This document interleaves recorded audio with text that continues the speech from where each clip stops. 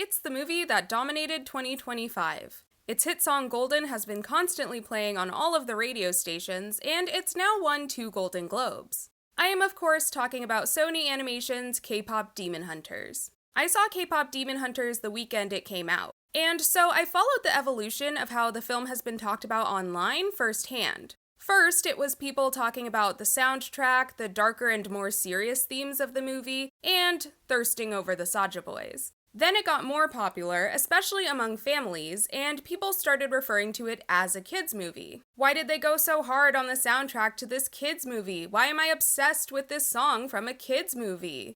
And after several months, between its multiple award nominations and unwavering popularity with adults, the press started treating it like a serious piece of media. And this journey is what I want to explore today.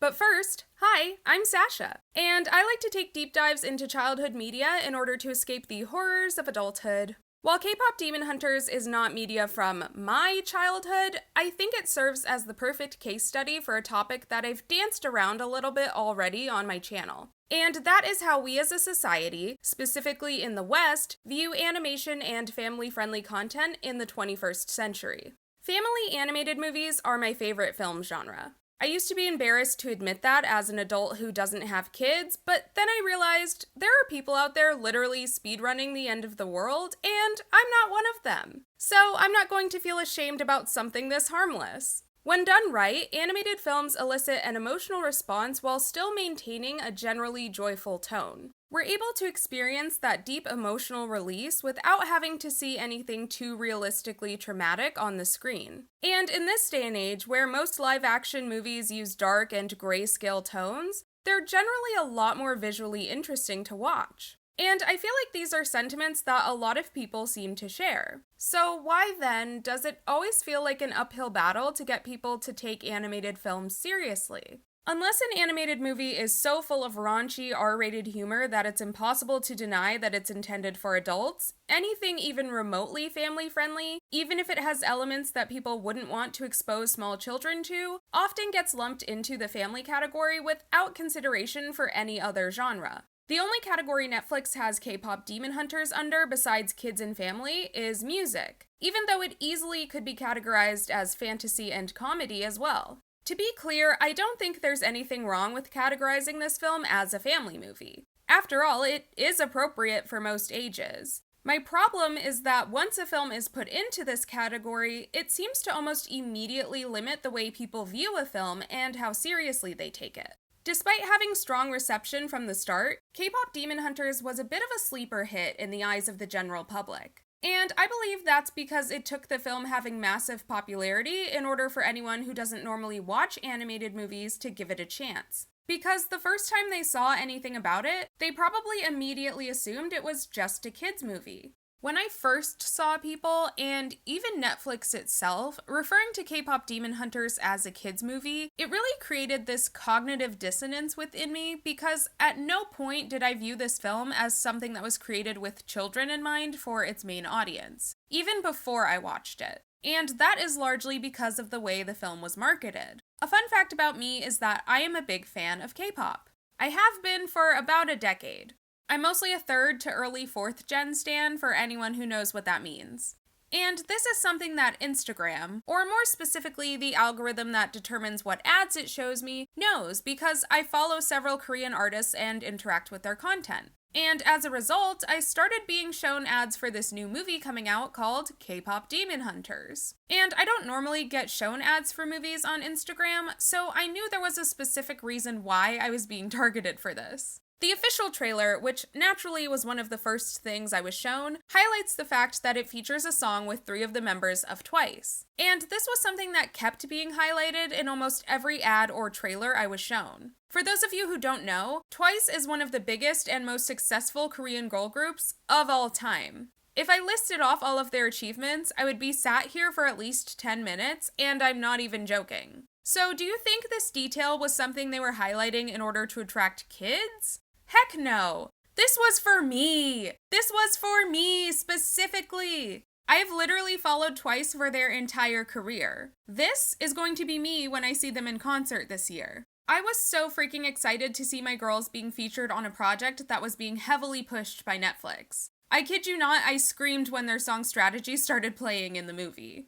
Also, among the early ads I was shown was the video for How It's Done. And I remember hearing that opening instrumental and immediately thinking, this sounds like a Blackpink song. And lo and behold, none other than Teddy, who has produced pretty much Blackpink's entire discography, is credited as one of the producers and songwriters. So between this and featuring Twice, I knew this wasn't just a movie imitating K-pop. This movie was integrating parts of the K-pop world. Obviously, it varies depending on the group, but based on what I've seen both online and in person, I would say the average age of an active K-pop fan is anywhere between 15 and 35 years old. So it's largely young adults, which means that this movie that is heavily targeting K-pop fans with its marketing was mainly targeting young adults for its audience. And I'm not just being delusional, because the creator and director Maggie Kang literally admitted that she used K-pop as the main selling point when marketing the movie. And that's why when the movie first came out, it was mostly being talked about by young adults, especially fans of K-pop. And they took this a step further with the merch that was released for the movie. The earliest items released in the Netflix merch store were t-shirts and hats, in adult sizes. And this wasn't just apparel featuring character art. The items featured the logos that were created for the fictional groups in the movie, making it look very similar to the type of merch that is sold for real K-pop groups. And they took this even further by releasing light sticks, which are merch items that are signature to K-pop. Do you know what merch wasn't created for the initial release of the film? Toys, dolls, costumes, or really anything targeted towards children. Netflix didn't strike a deal for toy creation until October 2025, 4 months after the film was released. Meaning they didn't just miss the boat for the initial hype, they also missed the opportunity to capitalize on the holiday season. I wouldn't be surprised if there were kids and doll collectors who received an IOU placeholder for Christmas for the dolls that they won't be receiving until 2026. But the reason for this collective letdown wasn't lack of trying on Netflix's part. Apparently, buyers felt that the movie was too niche, which could be interpreted a number of ways, but I think this is just corporate speak for, you're not Disney, and this isn't based on an existing property, so we're gonna pass since you can't guarantee we'll make millions of dollars. And I'm sure these companies regret this risk-averse approach now, since I have no doubt Netflix charged them way more money when they struck these deals in the fall than they would have if these deals were made before the movie came out. Now, one thing that immediately caught my attention from the trailers, before they even got to the music, was that this was from Sony Pictures Animation, which is most famously known for Across the Spider-Verse and Into the Spider-Verse. This was the first indicator to me that this film was for people my age, because I saw both of those films in theaters, and I'll probably see the third one in theaters if it ever actually comes out, and the audience both times was like 90% adults. And I saw them in 2 different cities. Aside from the interesting plot and heartfelt characters, the Spider-Verse movies were largely praised for their incredible animation. It was interesting and largely experimental, and clearly took a lot more time and effort than what we typically see for animated movies, let alone kids' movies. And this got me thinking about how these films are spoken about. Because while Into the Spider-Verse is kid-friendly, I would argue more kid-friendly than K-pop Demon Hunters is, I never really saw it be referred to as a kids movie when people spoke about it online. So why is that? Well, Spider-Man is a well-known superhero, and for some reason, the one common exception to the animation is mainly for kids rule tends to be things that are associated with legacy properties, especially superheroes. And to be honest, I can't think of a specific reason for this, other than the fact that these are things that have been deemed socially acceptable for adults to enjoy.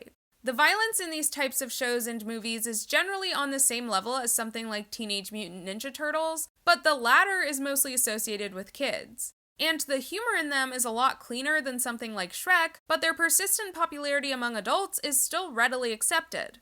And it's funny when you think about it, because is K-pop Demon Hunters not also a superhero movie? Our protagonists fight the forces of evil using special abilities, all while maintaining secret identities. I mean, they even have costumes they change into for fighting crime. And I think this kind of demonstrates how we've been conditioned to more readily accept long-standing animation as being for all ages, not because it has certain traits that new animation doesn't, but solely due to the fact that it has spanned multiple generations. To give a more clear picture of what I mean, let's take SpongeBob for example. Google straight up refers to SpongeBob SquarePants as a children's television series. Now, modern-day SpongeBob is a beast of a different nature, but the SpongeBob I grew up with contained some adult humor, adult references, and even historical and scientifically accurate references.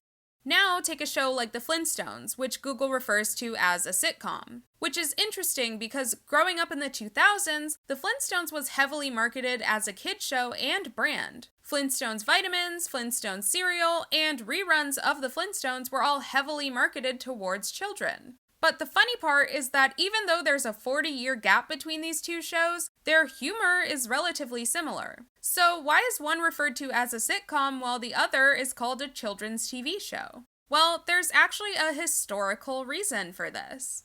When the Flintstones came out in 1960, 90% of American households had a TV set, but that number was only 9% a decade prior. So while most households now had a television, that was exactly it. They only had one television. Generally speaking, there was a lot more pressure back then for TV shows to appeal to all ages because the whole household would often be watching television together, something known as co-viewing. And having one, maybe two televisions remained the norm for decades, until the 2000s, which saw a massive boom in households having 3 or more televisions. And naturally, this was reflected in the types of shows we got. Shows no longer had to appeal to all ages, which gave them the ability to focus on just one type of audience, leading to the distinction between adult animation and children's animation, which in turn led to the initial confusion with things like anime, which was often incorrectly categorized as being for children by default. However, the chances were still high that kids who were watching TV had a parent in the room with them or nearby. So while the shows would be appropriate for children, they would still try to appeal to the parents that were most likely watching alongside them. Now, we've all seen animated shows like SpongeBob go from having actual jokes and plot lines to just relying on flashy, sometimes disturbing visuals and calling it a day. And I thought, surely this must be because we're in the age of streaming and watching shows together is less of a social activity than it used to be, and parents are probably not paying much attention to what their kids are watching anymore. But the data actually says the opposite. A 2023 survey found that over 90% of parents watch content alongside their children. And other studies suggest that the pandemic played a large role in this, but the numbers remained high even in a post-pandemic world. And us humans, whether we like it or not, are social creatures. With the rise of streaming and the internet, many of us binge our favorite shows alone. But we haven't stopped connecting about what we watch. We just changed how we do it. People now turn to social media to express their opinions and connect with others about things they've watched, instead of solely relying on watching it with someone in the same room. Studies support that co-viewing has a positive psychological impact on us, particularly among children watching things with their parents. And it's not just good for us, it's also beneficial for the corporations, because people are more likely to remember product placement when they co-view something. All of this data suggests that it is within literally everyone's best interest to make something that appeals to a wide variety of people so that they'll be more likely to watch it with others. And that brings us back to K-pop Demon Hunters. There is no way K-pop Demon Hunters would have had such a big cultural impact if it had only appealed to children. Because the modern-day co-viewing tool that is social media played a massive part in the film's success. And the funny thing is that the film wasn't originally created with children in mind at all. Maggie Kang herself admitted that this film was intended for a more mature audience. Being kid-friendly was a secondary approach to the original story. And in my opinion, it shows.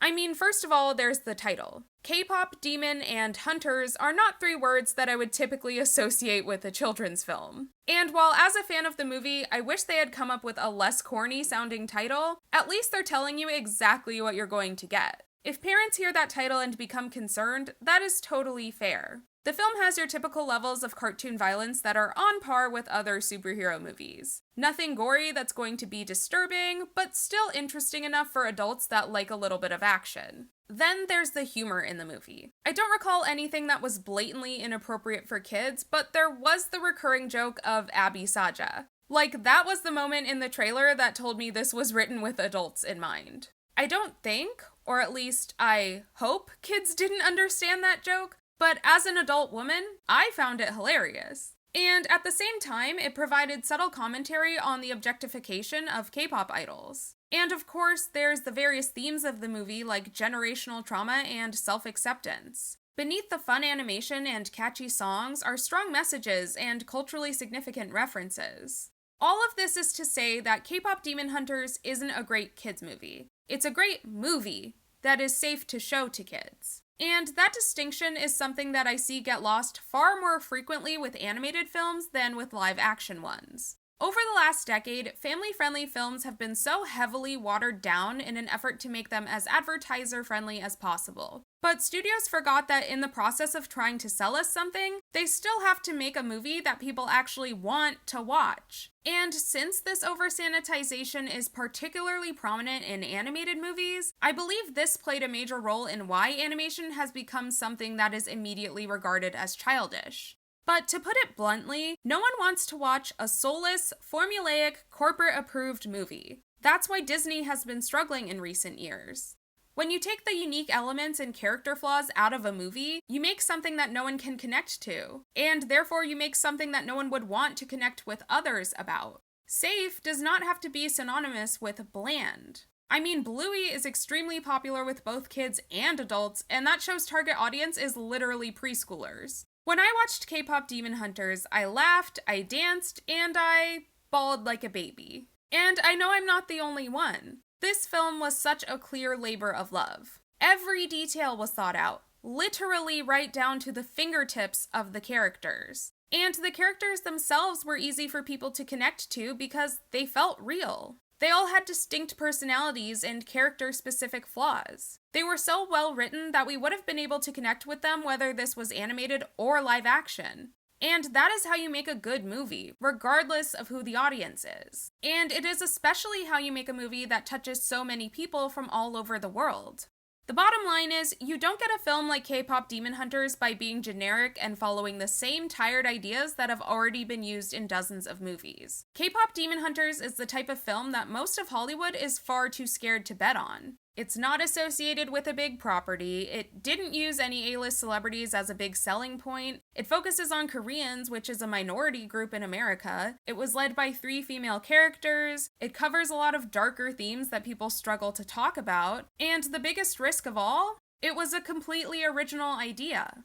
But with its massive success, I hope that this has nudged the needle just a little bit to get Hollywood to take more risks again. K-pop Demon Hunters proved you can make an award-winning and original film that still appeals to people of all ages. And it also proved that actually marketing an original film instead of just dropping it and hoping for the best makes a difference.